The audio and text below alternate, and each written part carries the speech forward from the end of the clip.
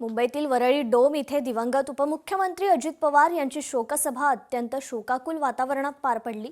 विमान अपघातात त्यांच्या निधनानंतर राष्ट्रवादी काँग्रेससह विविध राजकीय पक्षांच्या नेत्यांनी उपस्थित राहत त्यांना भावपूर्ण श्रद्धांजली अर्पण केली। या शोकसभेला राज्याचे राज्यपाल आचार्य देवव्रत, मुख्यमंत्री देवेंद्र फडणवीस, विधानसभा अध्यक्ष राहुल नार्वेकर, उपमुख्यमंत्री एकनाथ शिंदे, केंद्रीय मंत्री नितीन गडकरी, उपमुख्यमंत्री सुनेत्रा पवार, माजी सरन्यायाधीश भूषण गवई, सुनील तटकरे, प्रफुल्ल पटेल, मंत्री छगन भुजबळ, पार्थ पवार, जय पवार तसेच सर्वपक्षीय नेते मोठ्या संख्येने उपस्थित होते। उद्योगपती गौतम अदानी, मुकेश अंबानी यांनीही या शोकसभेला उपस्थिती लावली। तर अभिनेत्री जॅकलिन फर्नांडिसनेही अजितदादांच्या शोकसभेला उपस्थिती लावली। अजितदादांच्या शोकसभेत सर्वपक्षीय नेते, कार्यकर्ते भावूक झाल्याचं पाहायला मिळालं।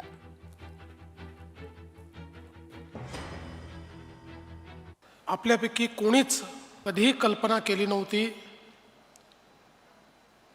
की अशी अचानक अजितदादांना श्रद्धांजली देण्याची वेळ ही आपल्यावर येईल। पण दुर्दैवाने आज ती वेळ आपल्यावर आली आहे। प्रत्येक गोष्टीची नीट माहिती, ज्याला आपण महाराष्ट्राची नस म्हणतो, ती माहिती असलेले अजितदादा होते। आणि विशेषतः एक उत्तम प्रशासक म्हणून जे गुण असले पाहिजे ते गुण त्यांच्यामध्ये प्रचंड होते। त्यांच्या भाषणांमधला जो खुमासदारपणा होता, विशेषतः मी हे बघितलं की गेल्या काही वर्षांमध्ये तर दादांचं भाषण हे अतिशय खुमासदार व्हायचं। म्हणजे मी एकदा दादांना गमतीने म्हणालो की दादा, तुम्ही रिअल स्टार तर होताच, पण आजकाल रील स्टार देखील तुम्ही झालात, कारण इतक्या रील तुमच्या आजकाल पाहायला मिळतात। ज्यावेळी दादांचा अंत्यसंस्कार झाला, लाखो लोक त्या ठिकाणी हजर होते, प्रचंड मोठा जनसमुदाय होता, पण त्यातल्या प्रत्येकाने दादांना आवडते तशी शिस्त पाळली आणि अतिशय शिस्तीमध्ये लोकांनी त्या अंत्यसंस्कारात देखील भाग घेतला। मी तर असं म्हणेन की त्यांनी आपल्या परीनं दादांना दिलेली ती एक श्रद्धांजलीच होती। देवेंद्रजी दिवसभर रात्रीपर्यंत काम करायचे। अजितदादा सकाळी 5 वाजल्यापासून 6 वाजल्यापासून काम सुरू करायचे। कधी कधी अधिकाऱ्यांना 6 वाजता 7 वाजता बोलवायचे। अधिकाऱ्यांची परपट व्हायची, धावपळ व्हायची।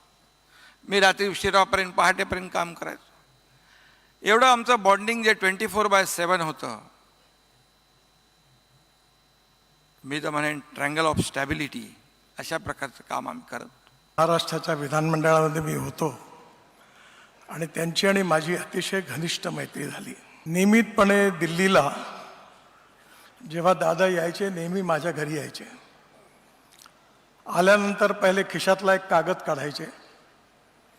त्यांचं व्यक्तिमत्व अतिशय प्रोफेशनल होतं, विकासाची दृष्टी पण होती आणि कठोर निर्णय घेण्याची हिंमत पण होती, लोकाभिमुखता होती आणि योग्य सत्य असेल तर सत्य म्हणण्याची ताकद पण होती। प्रत्येक छोटे छोट्या गावातले प्रश्न ते लिहून आणायचे आणि सगळे प्रश्न ते सोडवून द्यायचे।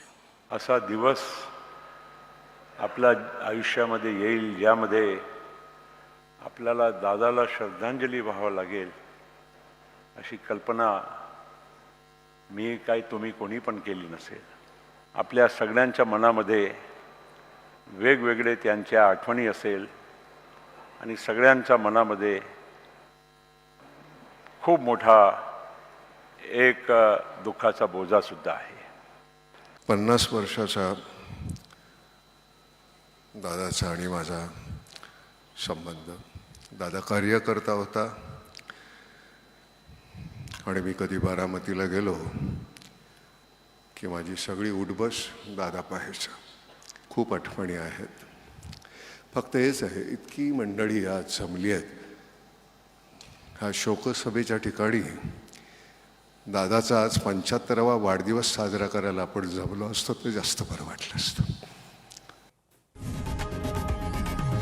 लोकशाही मराठी ऐका, पहा, जागरूक रहा।